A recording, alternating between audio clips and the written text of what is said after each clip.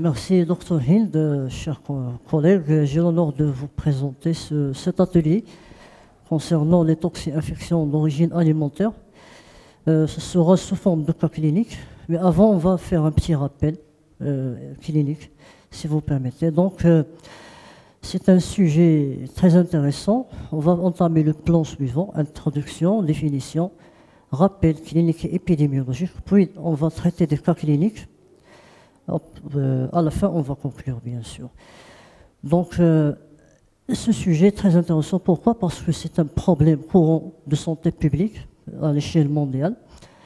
Il implique de multiples organismes. Il y a les bactéries, les virus, les parasites. Ils sont surtout bénins, mais la gravité est due surtout si le sujet est âgé, bien sûr, ou bien ça diffère selon l'état immunitaire de chaque personne. Et au Maroc, il ne cesse d'augmenter au cours des dernières années. Avant, donc, quelle est la définition? C'est l'apparition au moins de cas groupés d'une symptomatologie similaire, le plus souvent de type gastro-intestinal. Et il pose que la cause est la même origine alimentaire. Donc, deux cas cliniques de même symptomatologie gastro-intestinale, ça définit une toxi-infection alimentaire collective. Il y a une exception, c'est le botulisme. Un seul cas définit la toxi-infection alimentaire du botulisme.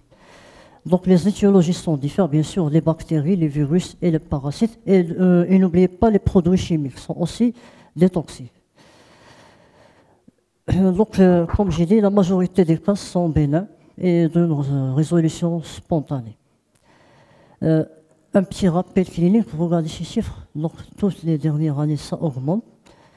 C'est surtout dans le milieu urbain, c'est selon les statistiques du ministère de Santé. Donc les régions impliquées, c'est surtout le nord, Rabat, Casa et tout. La plus impliquée, c'est la région de Fès. Par contre, les régions du sud, c'est moins disons. Aussi, les mois les plus impliqués, c'est à partir du mois mai, donc on est dans la période mai, juin, juillet, et l'été, tout l'été. Ah oui. La problématique, l'autre diapo, c'est dans presque, je pense, le chiffre, je pense 70%, bien 90%, l'étiologie n'est pas définie, et le germe n'est pas défini. C'est ça la gravité. Et dans les aliments les plus impliqués, on trouve les poissons, on trouve la volaille, on trouve tout presque. Donc, la physiopathologie, c'est simple. Donc, on a trois mécanismes de la toxi-infection alimentaire. Le premier mécanisme, c'est l'intoxication, c'est-à-dire les toxines des bactéries sont libérées dans le nutriment. Donc, lorsqu'on ingère les aliments, on ingère des toxines. Donc la symptomatologie de l'infection est bref. Dans 2 heures, 3 heures, on a des vomissements. Le deuxième mécanisme, c'est l'entérotoxique, c'est-à-dire on ingère la bactérie et la bactérie, c'est au niveau de l'intestin qui va libérer ces toxines. Donc c'est presque la même chose, mais la différence, c'est que l'intoxication, on a déjà les toxines libérées de l'aliment. La deuxième, c'est au niveau des intestins qu'on libère les toxines. Et donc le deuxième mécanisme, la symptomatologie est d'une incubation moyenne. Le dernier mécanisme, c'est l'entéro-invasion, c'est-à-dire les bactéries vont coloniser la muqueuse intestinale et créer une inflammation. Et qui dit inflammation dit fièvre. Donc la présence d'une diarrhée plus fièvre définit une invasion. D'accord? Donc ce sont trois mécanismes. Je vous montre ici un tableau qui presque résume tous les bactéries responsables des différents mécanismes. Par exemple, l'invasion, c'est le fameux salmonella, shigella, etc. Par contre, s'il y a une expression extradigestive de plus neurologique, c'est le Clostridium perfringens, botulisme. Il y a le listeria, mais c'est un cas à part. On va voir. Donc, de ce tableau, je vous résume presque les germes les plus impliqués, les aliments qui peuvent causer cette intoxication, la durée d'incubation et les différents symptômes. C'est facile, on ne peut pas se compliquer par ce tableau, mais c'est juste à titre informatif. Mais on va pas, dans les cas cliniques, ça va être plus simple. Le cas particulier, comme j'ai dit, c'est le listeria. C'est causé par dans cet article qui parle sur l'hystéria. C'est surtout les personnes âgées, les immunodéprimés, les femmes enceintes. Ça cause des bactériémies, des méningites, des fausses couches, mais c'est rare. Aussi, on n'oublie pas l'histamine, c'est-à-dire les intoxications chimiques. C'est la réaction allergique qu'on connaît tous, c'est le prurit, l'œdème de Quinn. Ça arrive, mais ça ne se définit pas comme toxi-infection alimentaire parce qu'il ne se peut qu'un seul plat, plusieurs personnes posent, mais l'allergie, ce n'est pas tout le monde. Donc, tous les troubles vasomoteurs, les céphalées, les hypothymies, on connaît tous ça. N'oubliez pas les autres agents, c'est surtout les virus. On a le norovirus, on a les adénovirus. La particularité, ça donne des épisodes sévères, les personnes âgées, les immunodéprimés. Et ce sont des maladies diarrhéiques qui sont prolongées. Le contraire des bactéries qui donnent des diarrhées très aiguës. N'oubliez pas l'étiologie parasitaire aussi. Donc, cliniquement, comment on va s'orienter devant une symptomatologie d'une toxi-infection alimentaire? C'est très simple. C'est la durée d'incubation et la clinique. Donc, une incubation qui est très courte, inférieure à 12 heures, on a une diarrhée liquidienne, des vomissements prédominants et pas de fièvre, ça définit un syndrome coloriforme. Donc, quels sont les germes impliqués? C'est le Staphylococcus aureus, le chef de file, le Bacillus aureus. Donc, c'est très simple. Un patient qui arrive, qui fait des vomissements prédominants, une diarrhée qui est liquidienne sans fièvre, c'est une intoxication. Le plus souvent, c'est le Staphylococcus. Maintenant, si l'incubation est très longue, donc il a mangé par exemple d'ici un jour ou 2 jours, il arrive avec une symptomatologie. Si on a une diarrhée fébrile avec des signes neurologiques, c'est le syndrome botulique, ce sont les clostridium botuliques. Donc c'est une hospitalisation, on reçoit les points, un seul cas. Par contre, si on a une fièvre à 39-40, avec des diarrhées glérosanglantes ou purulentes, c'est le syndrome désentérique dont le chef de file, le salmonelle. Donc on a le salmonella, on a le shigella, les campylobactères, Yersinia et tout. Donc c'est simple. Un patient qui vient avec des vomissements prédominants, une diarrhée non fébrile, c'est une intoxication. Une diarrhée fébrile avec une diarrhée glérosanglante, c'est un syndrome désentérique. Donc, ce tableau va nous résumer tout. Donc, voilà. Donc, vomissement en premier lieu, avec une incubation qui est courte, le Staphylococcus aureus. Une fièvre, si on a une diarrhée avec fébricule, c'est le Clostridium perfringens, c'est une incubation qui est moyenne. Une diarrhée aiguë, invasive, avec une fièvre prédominante, c'est le fameux salmonelle. Donc c'est comme ça on s'oriente. Biologie, on ne va pas s'amuser à faire des données n'importe quel. C'est le cas par cas. C'est en cas d'hospitalisation. Donc tout le bilan, on peut demander l'NFS, ionogramme, la protéidémie, le proculture. Ben, c'est le cas par cas, mais on ne va pas s'amuser. On a par exemple 20 personnes qui arrivent en diarrhée aiguë, on ne va pas s'amuser à prescrire tout. C'est la clinique, c'est l'intérêt de la clinique, cliniquement quand on gère les choses. Le traitement symptomatologique, c'est le bien, donc c'est les mesures hygiéno-diététiques, on va se reposer, on va supprimer l'alimentation solide dans le premier temps, on va un apport hydrique. S'il y a une déshydratation sévère, on hospitalise, mais j'insiste sur les antispasmodiques, antidiarrhéiques, antiseptiques, oubliez-les. Oubliez-les, s'il vous plaît. C'est pas contre-indiqué, mais ça ne sert à rien. Et une diarrhée gléro sanglante, laisser le corps se débarrasser de la bactérie. On donne un antispasmodique, on dire ça ne sert à rien. Ça aggrave. Il faut hydrater. Hydrater une boisson orale. Quand un sujet âgé d'hospitalisation, hydratation par voie veineuse. Donc le traitement symptomatique, l'article, c'est très important. Et il recommande 20 mg de zinc. Oui. Aussi l'Organisation mondiale de santé, la même chose, 20 mg de zinc, surtout chez les enfants. D'accord. La place des probiotiques est là, est très là. Mais s'il vous plaît, ce n'est pas n'importe quel probiotique. Désolé.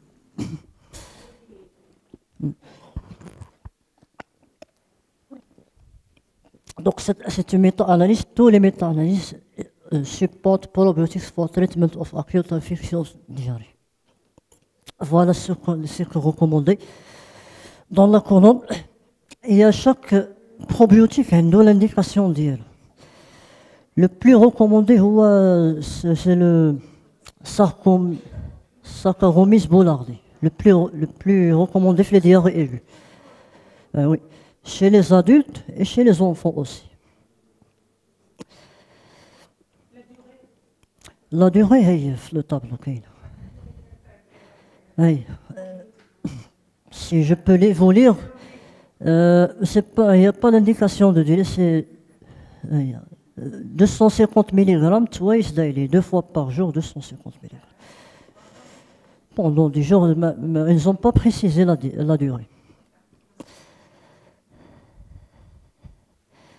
Voilà une autre étude.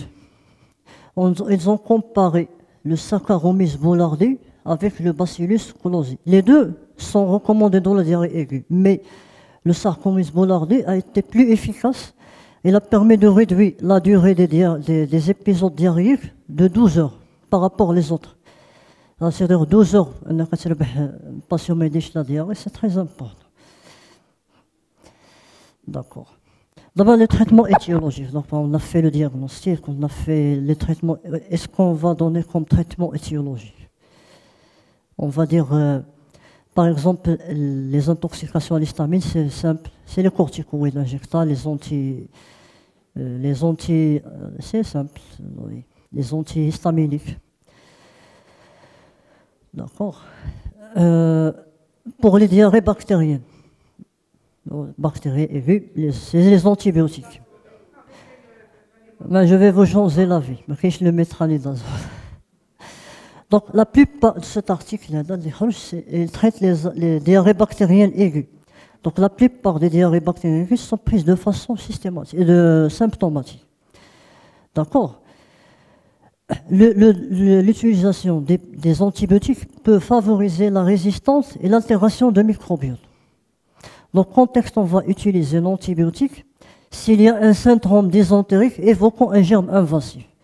Donc, il y a l'intoxication, le staphylococcus, on ne donne pas d'antibiotique. Donc, hydrater et laisser le patient tranquille. Et dans un syndrome dysentérique, on va donner l'antibiotique. Et si on va donner aussi l'antibiotique si la diarrhée persiste plus de 3 jours. Donc, à demain les recommandations. Pas de la main facile de diarrhée aiguë, après un antibiotique est passé, non. Le syndrome botuline, vous savez, l'hospitalisation, on ne parle pas. Un syndrome cholériforme, l'antibiotique est inutile. Le syndrome dysentérique, c'est après par la suite qu'on va s'orienter en fonction des cas. Parce que si vous avez le salmonelle, ou bien l'Escherichia coli, ou bien le Shigella, le premier recommandé, ce sont les fluoroquinolones ou le cotrimoxazole dans 5 jours. D'accord? Ok, je le mettrai en Voilà. Si vous avez le Yersinia, ou bien le Yersinia, on a deux choix, soit le cotrimoxazole ou fluoxétine, ou bien les cyclines. D'accord?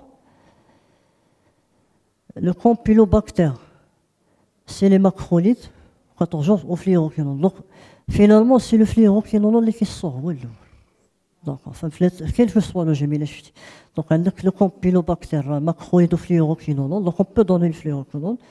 Le yersinia, c'est le cycline ou le fluoroquinolone au cotrimoxazole. Les chélichiacos, les salmonella, c'est le fluoroquinolone au cotrimoxazole. D'accord. Le Vibrio para, Emos, les noms, c'est un virus, donc l'antibiothérapie n'est pas recommandée.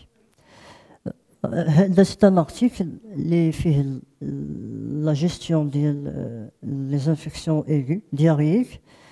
Ils ont recommandé le tableau pour tous les bactéries. Mais le chute, c'est la cipro qui sort en premier, dis-moi. Soit en traitement initial, soit en alternative. Par exemple, oui, les Escherichia coli, ils recommandent le cipro, déjà. Le deuxième tableau. Par exemple, Shigella, qui dit la cipro, ou bien le fameux Bactrim, ou TPM, SPX. Et en alternative, le Cifixime. Donc, il y a le choix des antibiotiques, mais la cipro, il est en premier intensif. D'accord. Donc, il y a une enquête épidémiologique, mais ça se nous fait que si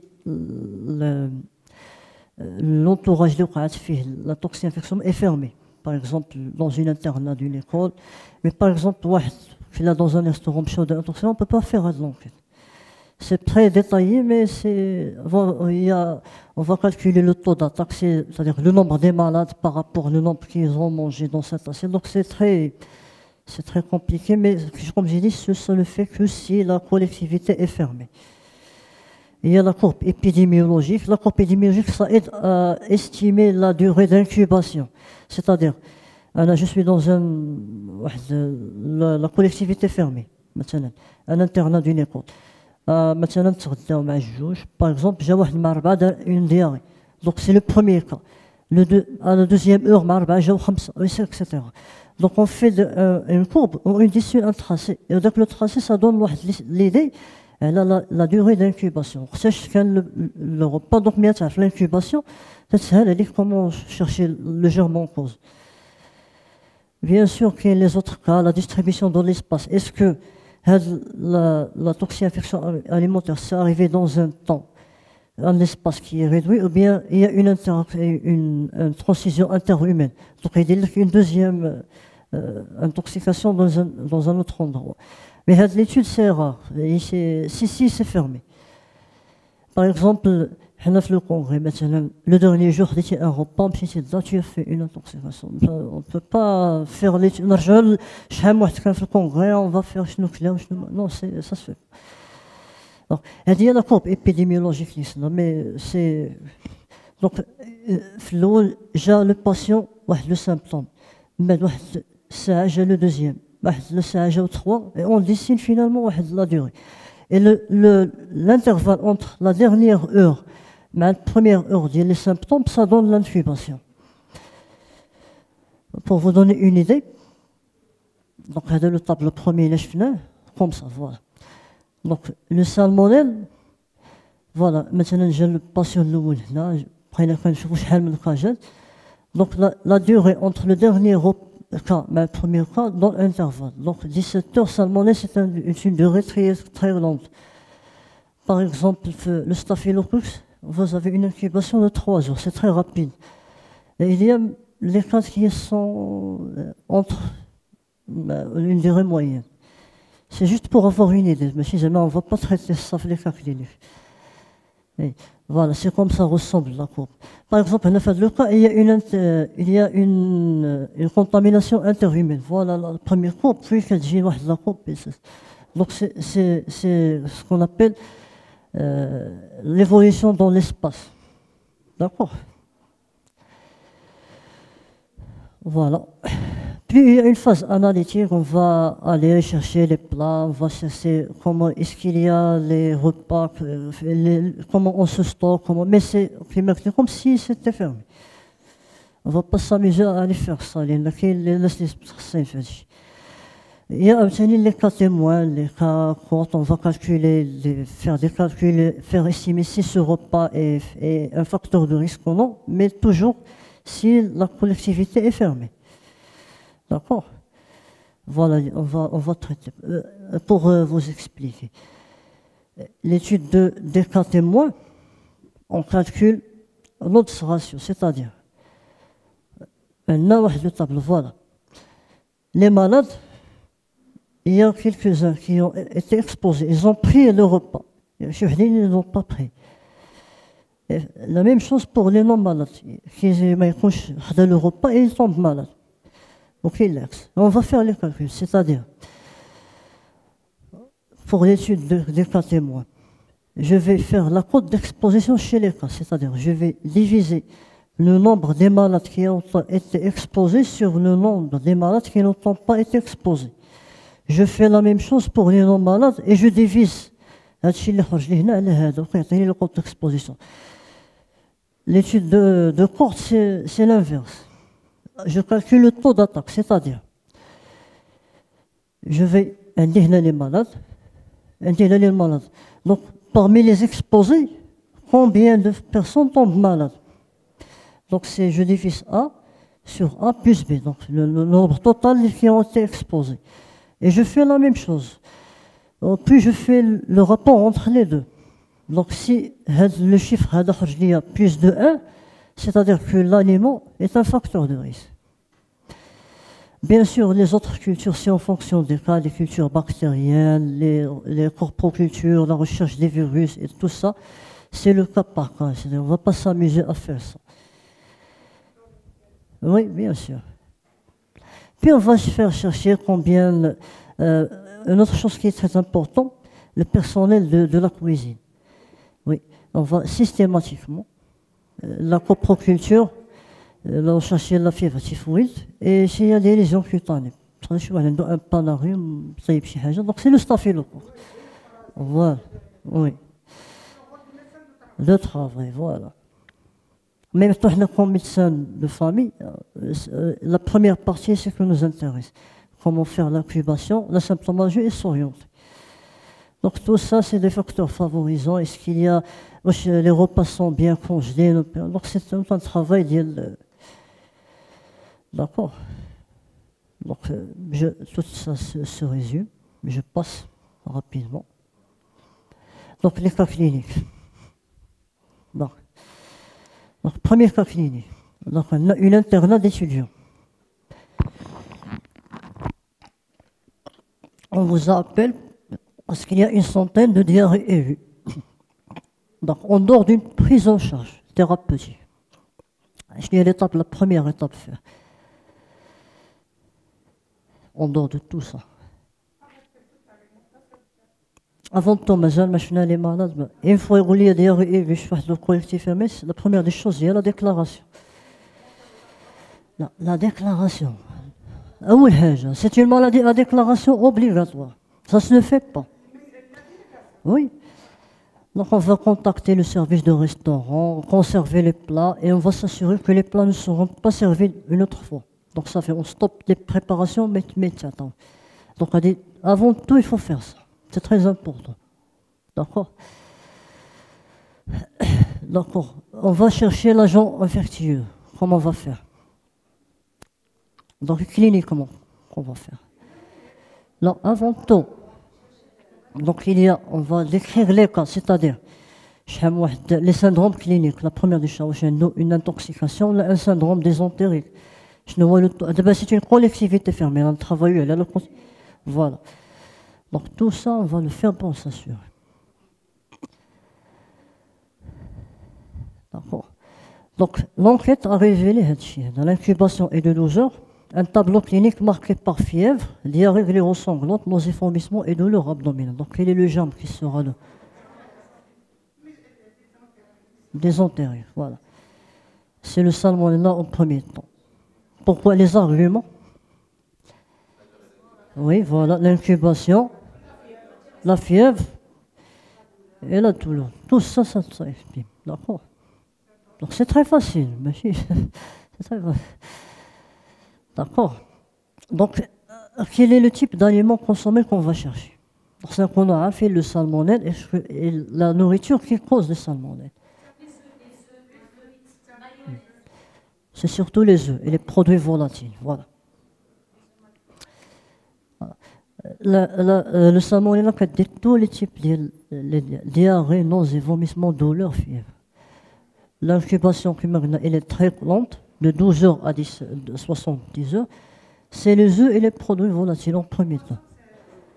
C'est rare, c'est rare, c'est rare, c'est rare. Oui, oui. ولكن إلا كان un poisson préparé بشي حاجة ولا بشي voilà.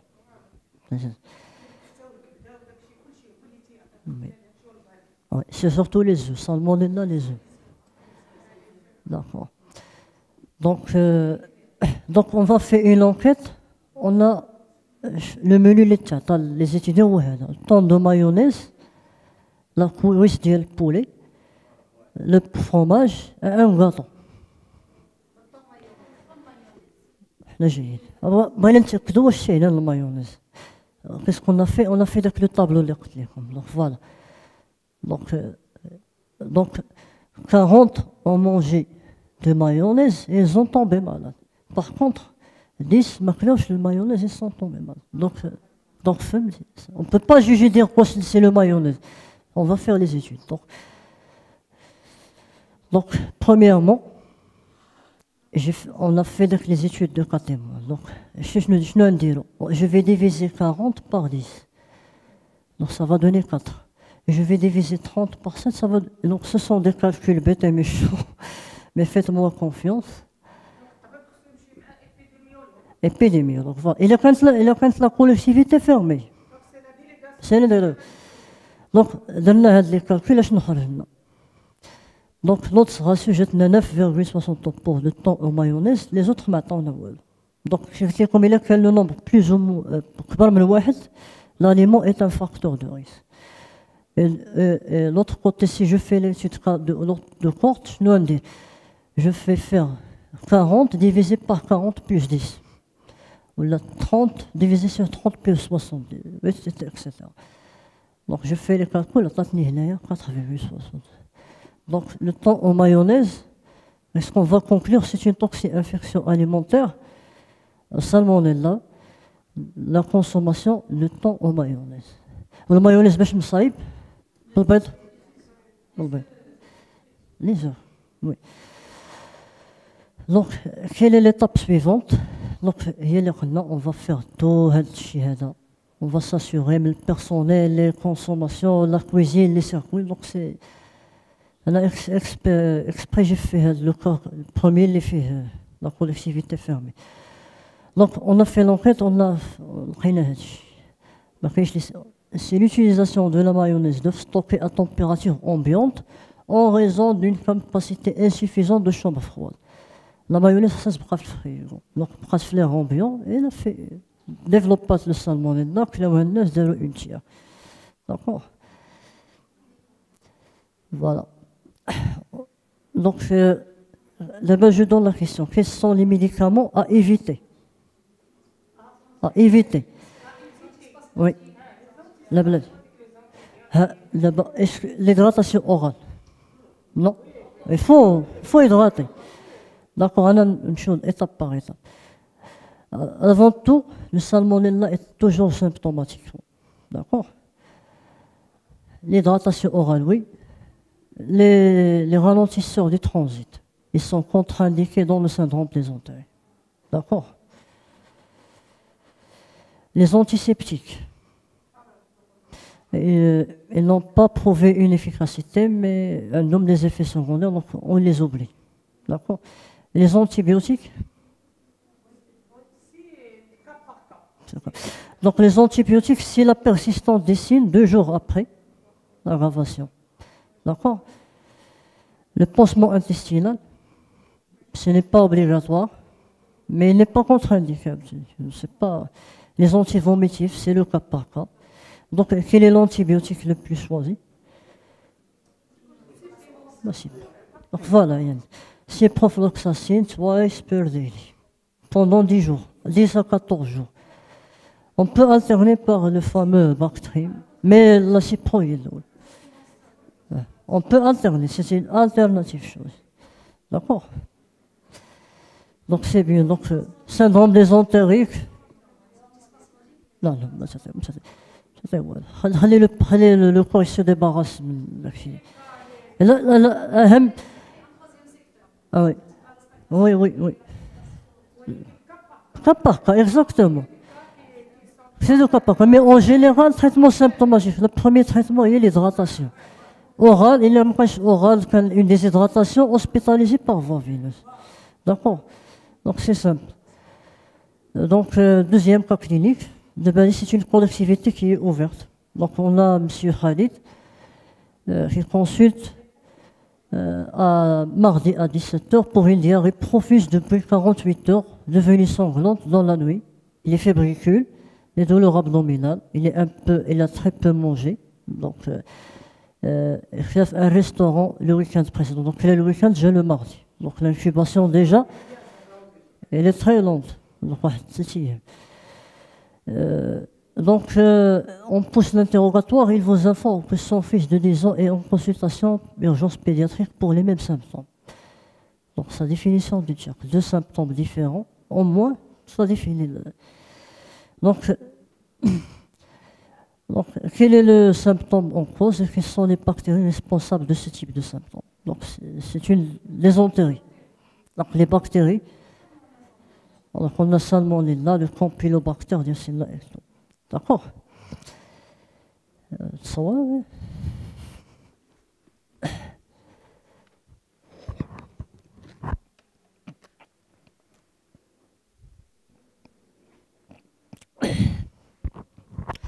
Donc, le père ne présente pas de retentissement sur sa fonction cardiaque ou rénale. Donc, quel est le traitement à préconiser? Est-ce qu'on hospitalise? Non. C'est un traitement ambulatoire, toujours hydraté. On va bien sûr déclarer, parce que c'est une TIAC, le père et son fils. Est-ce qu'on va utiliser un antibiotique? Non? Ah ouais, d'accord. D'accord. Ça, c'est bien. Par contre, le fils présente, il est pâle, il est tachycarde, il est barbu, il est potentiel. Donc c'est quel diagnostic? Donc c'est une déshydratation, il faut l'hospitaliser. Donc c'est une TIAC sévère chez un enfant. Donc quels sont les traitements à donner? Hydratation par voie veineuse. D'accord. Donc hospitalisation, hydratation, voie veineuse. On donne le zinc, probiotiques, les antibiotiques. Oui. Par voie orale. Oui, intraveineuse. Mais il faut faire le bilan. Les antiseptiques intestinaux. Non. Un pansement intestinal. D'accord.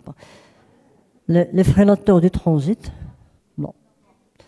Donc, il est nécessaire au malade. Donc, c'est décalé un peu. Donc, l'antibiotique, il est nécessaire, c'est décalé. Donc, l'hospitalisation, l'hydratation, le zinc probiotique et les antibiothérapies. Tout ça, ce n'est pas nécessaire. D'accord. Voilà. Donc, l'examen, on a demandé des. Alors, décalé, c'est bon. Ben décalage. Les contre-indiqués, au moins les freinateurs de transit, les pansements n'est pas obligatoire, les antiseptiques n'ont aucune preuve. Donc, l'homme sont nécessaires. Ouais. D'accord. Donc, on a fait un examen, on a fait des prélèvements, ça a été là des enterrés. Donc, quel est l'antibiotique à choisir? Maintenant, salmonella,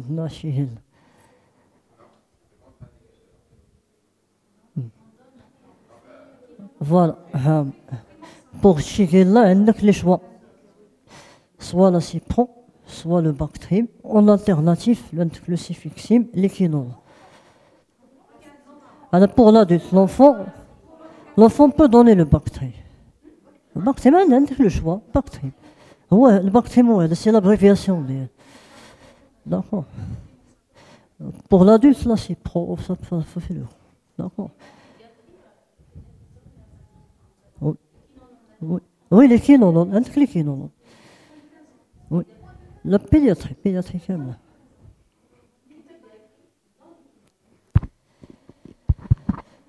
Donc, voilà. Donc, le troisième cas clinique d'abord. Donc, c'est Ben. Ben. Donc, on a 3 enfants d'une même famille présentent après 2 heures de consommation du lait fermenté, les vomissements, douleurs abdominales violentes, diarrhée sans fièvre. Donc, c'est une intoxication. D'accord. Donc, syndrome cholériforme, la diarrhée à cause vomissement, pas de fièvre. Et c'est une incubation très courte. Charbon 2 heures, 0,1 heure. 3 heures. Sur place. Les intoxications sur place. Donc, les germes les plus probables, c'est le staphylocoque, bien sûr. Donc, par quel mécanisme il agit? Donc, le lait fermenté, les Wolben, surtout, en moins de 4 heures, l'évolution générale bénigne, donc 2 à 3 jours. Donc, lesquels des médicaments on peut prescrire? La liste كاملة شنو ندير؟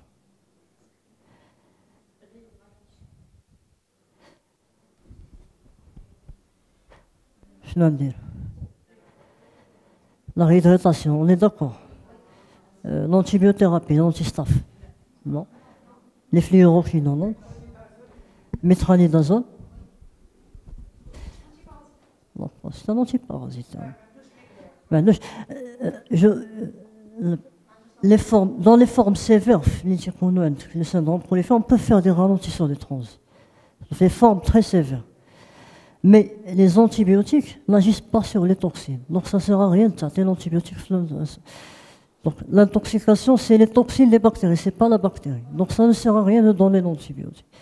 D'accord? Donc c'est très simple. Donc, en résumé, un patient qui a une toxi-infection alimentaire, on chauffe l'incubation. C'est courte, pas de fièvre, diarrhée avec vomissement prédominant, c'est un syndrome cholériforme, intoxication. Donc hydratation simple. Si je fais une fièvre, la fièvre recule avec un syndrome désentérique, c'est une incubation moyenne. Une fièvre avec des entéries, donc il faut la démarche. Donc c'est le plus souvent seulement les germes invasifs. On ne donne l'antibiothérapie. Là-bas, le message fait l'antibiothérapie, c'est pas systématique, c'est sauf il a une fièvre et un germe invasif. Et le cas par cas. D'accord. Donc, je conclus. Donc, c'est un problème de santé publique. C'est une maladie à déclaration obligatoire. Donc, il y a plusieurs micro-organismes qui sont à cette origine. Donc, la restauration, les fast-foods, les vendeurs ambulants, tout ça, ce sont... Ah, c'est bien. Donc, d'où l'intérêt de la prévention. Donc, je vous remercie. Alors, merci, Dr Adnan, pour cette présentation qui est très claire et particulièrement très intéressante. Donc, je vous demande si vous avez des questions. Exact quotidien, c'est clair. Ouais.